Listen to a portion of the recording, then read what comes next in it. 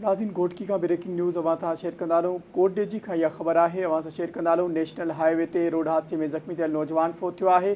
कोटडेजी 2 ॾींहं अॻु national highway ते कार ऐं मोटरसाइकिल विच में टक्कर जे नतीजे में ज़ख़्मी थियल नौजवान तालिब हुसैन गोपांग सख़्तु ज़ख़्मी थी पियो हो, जंहिंखे गणती जोगी हालत में वारिस कराची अस्पताल खणाया विया हुआ, जिते हू फोत थी वियो आहे। कोटडेजी में यह खबर अवां सां शेयर कंदा रहूं। फोती नौजवान जो लाश कराची का कोटडेजी जे ॻोठ मेहराणू आंदो वियो। लाश घर पहुचण ते कोहराम मची वियो आहे। ख़बर के हवाले से अवां खे आगाह करे नाज़रीन, या ब्रेकिंग न्यूज़ अवां सां हिकु बार शेयर कंदा रहूं। कोटडेजी का यह खबर शेयर कंदा रहूं। कोटडेजी वेझो फोती नौजवान जो लाश कराची का कोटडेजी मुंतकिल कयो वियो आहे।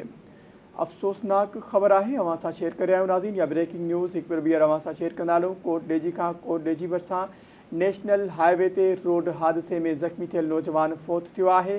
2 ॾींहं अॻु नेशनल हाईवे ते कार ऐं मोटरसाइकिल विच में टक्कर थियो हो। नतीजे में ज़ख़्मी थियल नौजवान तालिब हुसैन गोपांग सख़्तु ज़ख़्मी थी पियो, जंहिंखे गणती जोगी हालत में वारिस कराची अस्पताल खणाया विया हुआ, जिते हू फोत थी वियो आहे।